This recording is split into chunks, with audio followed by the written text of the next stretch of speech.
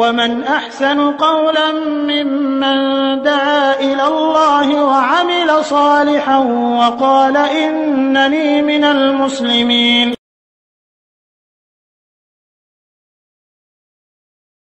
আসসালামু আলাইকুম ওয়া রাহমাতুল্লাহি ওয়া বারাকাতুহু। সম্মানিত দ্বীনী ভাইরা, আমাদের একজন ভাই জানতে চেয়েছেন যে সর্বোত্তম জিকির কোনটি এবং জিকিরের পদ্ধতি কি হবে।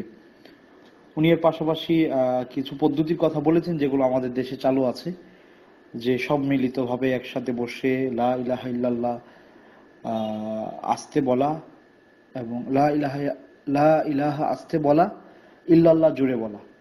এই সিস্টেমে কিছু লোক জিকির করতে থাকে।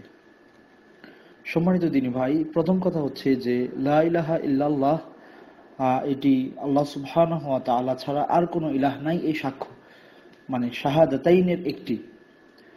আর এই সম্পর্কে জাবের ইবনে আব্দুল্লাহ রাদিয়াল্লাহু তাআলা আনহু থেকে সুনান আত-তিরমিজিতে একটি হাদিস এসেছে, সেখানে বলা আছে রাসূল করিম সাল্লাল্লাহু আলাইহি ওয়াসাল্লাম বলেছেন, আফদালুয যিকরি লা ইলাহা ইল্লাল্লাহ ওয়া আফদালুদ দুআই আলহামদুলিল্লাহ।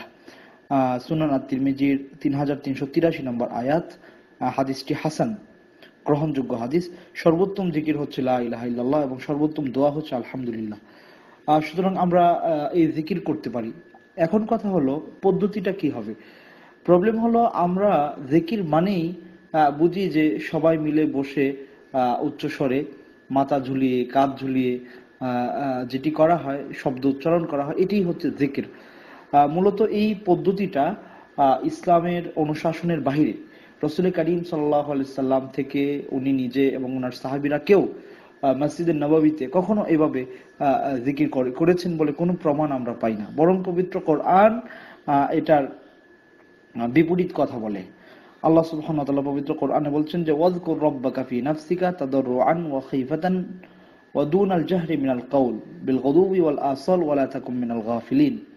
আল্লাহ কোরআনে বলছেন যে তুমি তোমার রবকে স্মরণ করো, তোমার রবের জিকির করো, তোমার নিজের ফি নাফসিকা তাদাররুআন, বিনয়ের সাথে, ভয়ের সাথে, নিজের ভেতরে নিজে নিজে, ওয়া খাইফাতান এবং মানে কি বলে নিম্ন স্বরে, স্বর নিচু করে, ওয়া দুনাল জাহরা মিনাল কাউল উচ্চ স্বরে না, বিল গুদুবি ওয়াল আসল দিনে এবং রাতে, বিল গুদুবি ওয়াল আসল সকালে এবং সন্ধ্যায়, ওয়া লা তাকুম মিনাল গাফিলিন আর তুমি গাফিলদের অন্তর্ভুক্ত হইও না। এই আয়াত স্পষ্ট করে দিচ্ছে যে জিকিরের পদ্ধতি কি হবে। জিকির আল্লাহ সুবহানাহু ওয়া তাআলার স্মরণ কিছু শব্দের মাধ্যমে করা। এটি আস্তে আস্তে নিজের মনের ভেতর থেকে নিজে নিজে, অন্য কোনো মানুষ যেন মানে টের না পায় যে আপনি খুব চিল্লাচ্ছেন। এটি সুন্নাহ পরিপন্থী কাজ। বরং সুন্নাহ হচ্ছে সকাল সন্ধ্যায় রাসূল করিম সাল্লাল্লাহু আলাইহি ওয়াসাল্লামের পঠিত যেই দোয়া এবং আজকারগুলো আছে সেগুলো আমরা পড়ব নিজের মন থেকে, আল্লাহকে ভালোবেসে। এটাই হলো জিকির। কিন্তু আমাদের দেশে যেভাবে সম্মিলিতভাবে যা করা হচ্ছে এটা কিন্তু জিকির নয়। মনে রাখবেন, ইসলামে জামাতে সলাত আদায় ছাড়া অন্য কোনো ইবাদত আসলে একেবারে জামাতবদ্ধভাবে ইজিলি করা হয় না। হজের কথা ভিন্ন, এমনিতেই সাধারণ ইবাদতগুলো শুধু সলাত জামাতের সাথে আদায় হয়। এছাড়া বাকি ফরজ সলাত, এছাড়া বাকি যা আছে এই ইবাদতগুলো ব্যক্তিকেন্দ্রিক, ব্যক্তির সাথে রিলেটেড।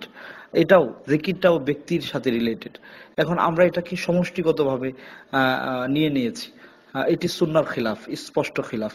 আল্লাহ আমাদেরকে বোঝার তৌফিক দান করুন, আমিন। আসসালামু আলাইকুম।